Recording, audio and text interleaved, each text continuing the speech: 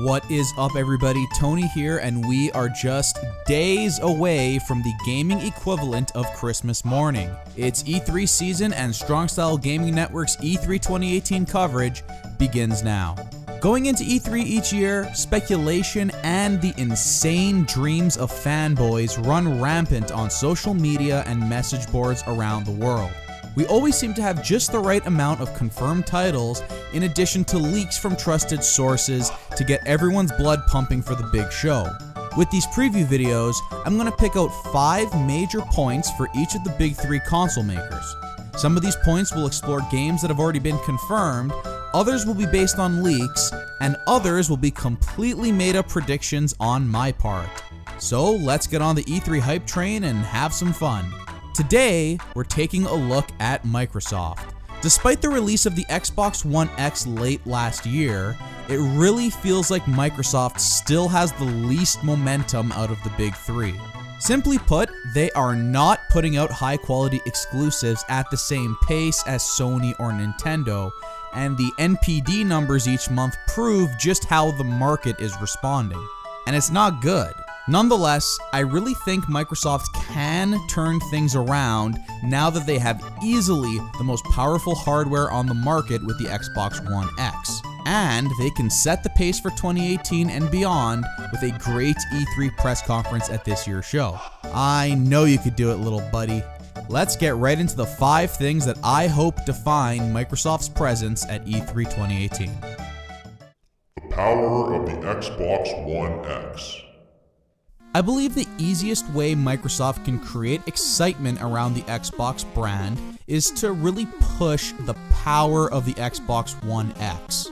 The people following E3 are obviously the most hardcore gamers out there, so it only makes sense to cater to them with some high resolutions and high frame rates. The One X is the real deal, and being able to play the best multi-platform games on the market today with the best fidelity is definitely a great way to swing some momentum of this console war in Microsoft's favor. So first of all, lower that price. $399 is the sweet spot in my opinion, but I can also see them doing a $50 price drop instead, or putting together some crazy value bundle. Next, and most importantly, they need to get on a mountaintop and shout it out for all to hear that your favorite upcoming game will play the best on Xbox One X. Like this one, or that one, and that one too. But there is one title slated for 2018 that stands head and shoulders above the rest. And if Microsoft plays their cards right, it could be the biggest system seller for Xbox this year. And that's Red Dead Redemption 2. With no PC version currently announced, the Xbox One X version of Red Dead 2 will be the best version that money can buy come launch day. If I'm Microsoft, I want the conversation over the next 4 months to be dominated by the Xbox One X version of this game and how it's going to be the very best version, the definitive version. The gorgeous 4K release of the original Red Dead Redemption on Xbox One X was a great start to this story, and it tells me that they're taking the hype cycle going into the launch of Red Dead 2 very seriously. A brand new trailer, or possibly even the first look at some live gameplay for the game, would definitely make headlines and give a lot of momentum to Microsoft going into this massive holiday season of 2018. Halo 6. The time is right for a new mainline Halo game announcement, and now more than ever does Microsoft need a home run in the form of their most iconic first-party franchise. It's been a while since Halo was replaced as the go-to console FPS, and even the replacement has been replaced at this point, but nonetheless, I'm confident that the team at 343 have learned a lot of tough lessons after Halo 4, Halo 5, and the Master Chief Collection. The pressure is now on for them to deliver not only a beautiful first-person adventure, but a multiplayer experience that will keep players coming back in this scary new age of the battle royale shooter dominating the genre. With the continued success of CSGO in the world of esports, there is no reason that Halo and a more traditional FPS multiplayer experience can't reclaim its piece of the pie that it once dominated all those years ago. Or maybe they'll just jump on the gravy train and announce Halo Battle Royale. Whatever. I'm definitely ready for a big new Halo, so I'm really hoping 343 can deliver on another great single-player campaign and a multiplayer mode that effectively harkens back to the golden age of Halo. Backwards compatibility. Since its debut in 2015, backwards compatibility has been one of the undisputed bright spots of the Xbox One. While Sony and Nintendo have seemingly abandoned backwards compatibility on their platforms, Microsoft continues to deliver new titles on a consistent basis. Well, I guess they're really old titles, but you catch my drift. Backwards compatibility on Xbone has only gotten better with the release of Xbox One X.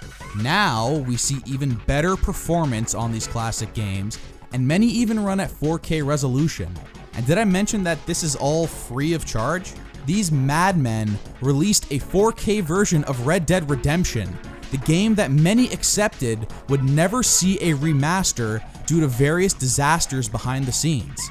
And they just released it like nonchalantly out of nowhere for free.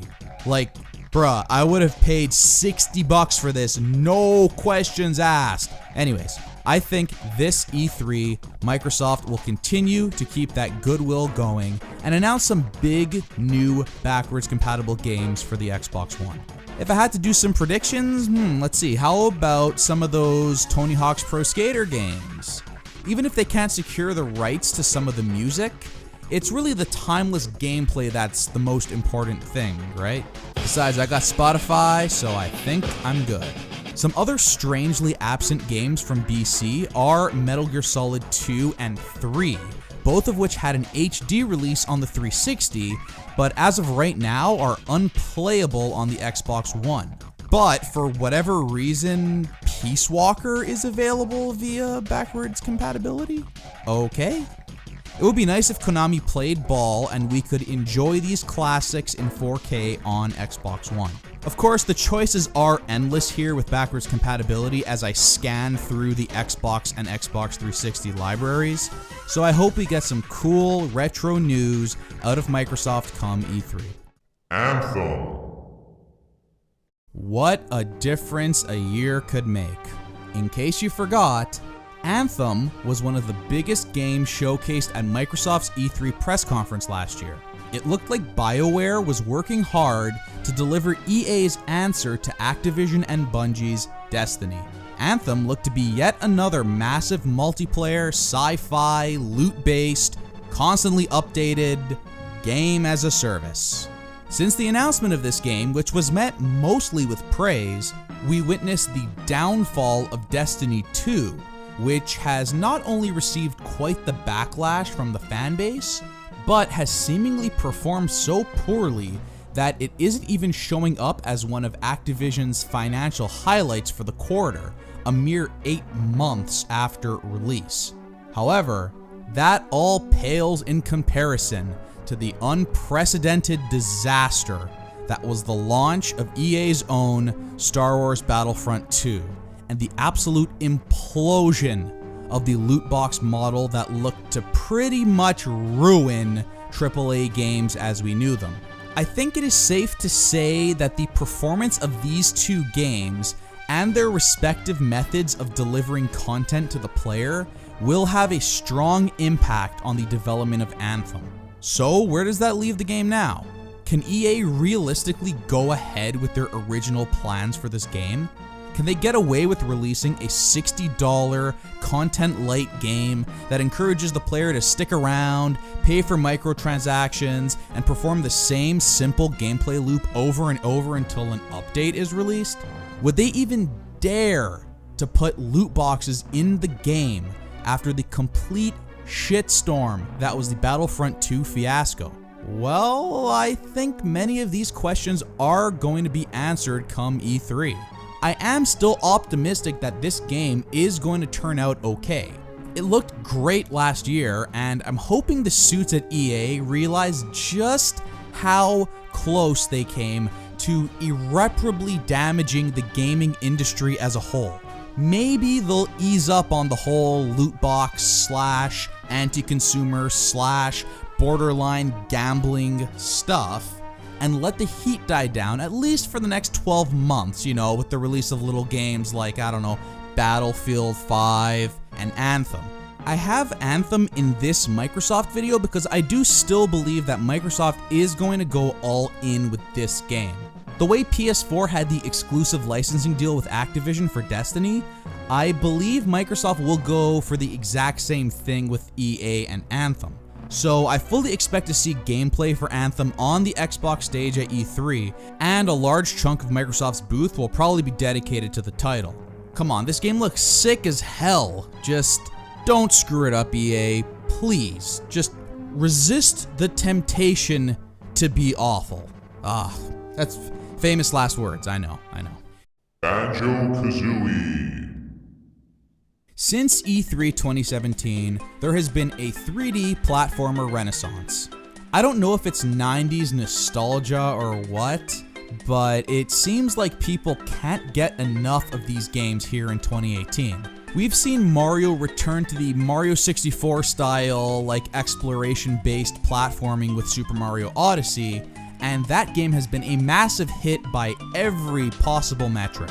Crash Bandicoot also made his return in 2017, but just the announcement of the character making his return was met with mixed reception.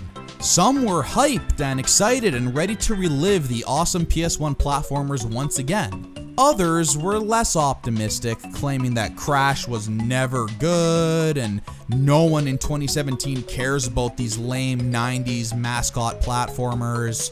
Well, those people were wrong. The Insane trilogy sold insane numbers. It hit like 2.5 million copies sold. And due to that success, Spyro the Dragon is receiving the same treatment later this year. So, the age of the 3D platformer is back. And as I went over earlier, Microsoft is desperate for first-party exclusive titles.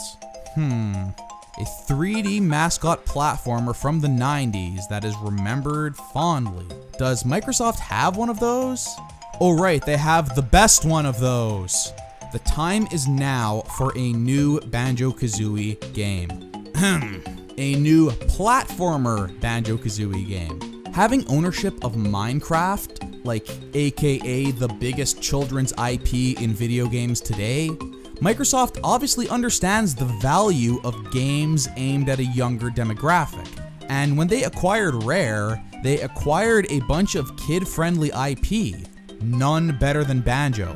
Instead of like trying to sell all of these gun games to all of the Minecraft kids, why not try something a little lighter? Mario did it, Crash did it, now it's time for Banjo to do it.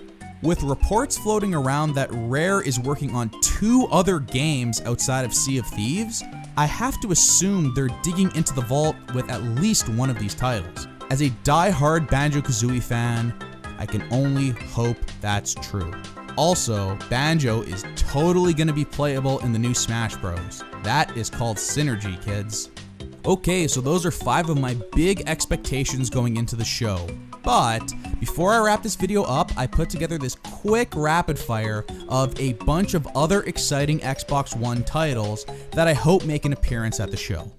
Rapid fire.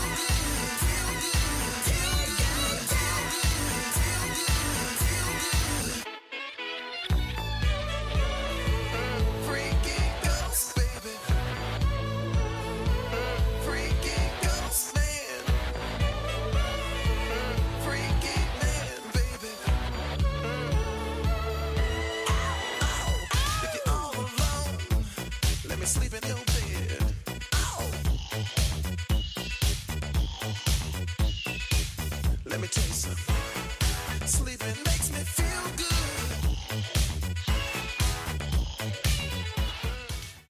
Microsoft still finds itself in a tough position after the rough start to this generation. However, I think they are more than capable of putting on a great show at this E3. Between some surprises from their first-party teams and delivering on the best versions of the biggest multi-platform games, I fully expect Microsoft to deliver the goods. I mean, they pretty much have to at this point if they want to even remotely compete with the PS4 and its monster lineup of exclusives on the way. Come on, Microsoft, you got this. And that's about all for today. We are now just days away from E3 2018, with EA kicking everything off with their big press conference this Saturday. Microsoft and Bethesda follow them on Sunday, Square, Ubisoft, and Sony will be on Monday, and Nintendo ends off the press conferences on Tuesday. If you like this video, please hit that like button and subscribe to my channel, because next week is going to be absolutely massive, and I will be covering it all as the megatons drop at a non-stop pace. So again, thanks so much for watching, get on that E3 hype train, and I will see all of you next week for the big show.